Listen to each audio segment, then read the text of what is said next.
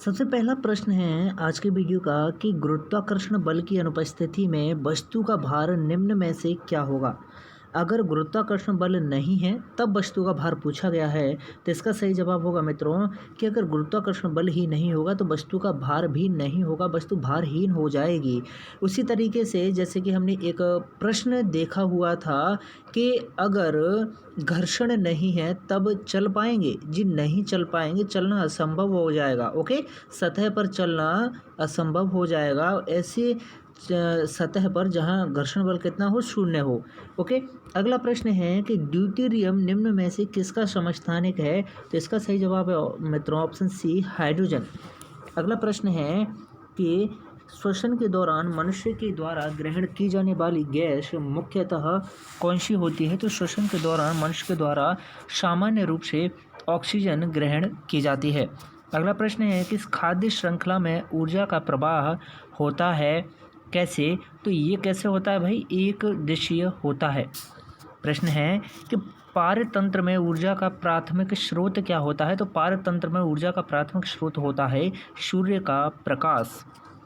प्रश्न है कि निम्नलिखित में से कौन सा युग्म यहाँ पर ठीक नहीं है, तो यहाँ पर ठीक नहीं है जूट रेशमी वस्त्र, यह यहाँ पर बिल्कुल ठीक नहीं है। अगला प्रश्न है कि निम्न में से कौन वायुमंडल की स्वतंत्र नाइट्रोजन का स्थिरीकरण करता है।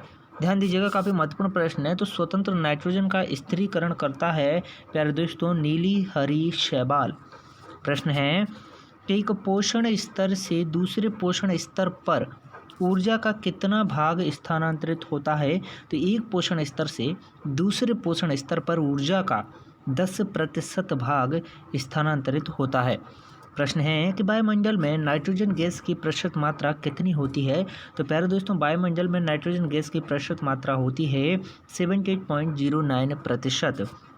प्रश्न है कि ऊर्जा का पिरामिड होता है कैसा, तो प्यारे दोस्तों ऊर्जा का पिरामिड होता है कैसा होता है भाई, ये होता है सीधा। अगला प्रश्न है कि पर्यावरण के अंतर्गत क्या क्या आता है, तो पर्यावरण के अंतर्गत पेड़ पौधे जीव जंतु, रिश्ते नाते संस्कृति, मकान सड़कें पूजा स्थल, ये सभी आते हैं। प्रश्न है कि कौन सी गैस जो ग्रीन हाउस इफेक्ट से संबंधित नहीं है, एमपीटेट में पूछा गया है, तो ग्रीन हाउस इफेक्ट से संबंधित नहीं है नाइट्रोजन। अगला प्रश्न है कि स्वर्णिम रेशा इनमें से किसे कहा जाता है, एमपीटेट में पूछा गया प्रश्न है। तो स्वर्णिम रेशा इनमें से कहा जाता है कपास को। प्रश्न है कि पृथ्वी का जुड़वा ग्रह इनमें से किसे कहते हैं, तो पृथ्वी का जुड़वा ग्रह कहते हैं प्यारे दोस्तों शुक्र को। अगला प्रश्न है कि इनमें से विश्व का सबसे ऊंचा पठार कौन सा है, तो इनमें से विश्व का सबसे ऊंचा पठार है प्यारे दोस्तों तिब्बत का पठार। प्रश्न है कि इनमें से कौन सी गैस हमें सूरज की घातक किरणों से बचाती है या रक्षा करती है, तो सूरज की घातक किरणों से हमें बचाती है ओजोन। अगला प्रश्न है कि इनमें से कौन मानव पर्यावरण का एक घटक नहीं है, तो मानव पर्यावरण का एक घटक इनमें से नहीं है प्यारे दोस्तों, वो है धर्म। अगला प्रश्न है कि सूर्य की हानिकारक किरणों से पृथ्वी को कौन सा स्तर सुरक्षित रखता है, तो सूर्य की हानिकारक किरणों से सुरक्षित रखता है ओजोन स्तर। प्रश्न है कि महासागरों में जल स्तर वृद्धि का कारण क्या होता है, तो महासागरों में जल स्तर वृद्धि का कारण होता है ध्रुवीय प्रदेशों में बर्फ का पिघलना। प्रश्न है कि हवा में उपस्थित ऑक्सीजन का प्रतिशत कितना है, तो हवा में उपस्थित ऑक्सीजन का प्रतिशत है लगभग 21%। प्यारे दोस्तों इस वीडियो में हमने काफ़ी महत्वपूर्ण प्रश्न देखे जो एमपीटेट में भी पूछे गए हैं, वो प्रश्न भी हमने देखे थे 2011 में जो पूछे गए थे।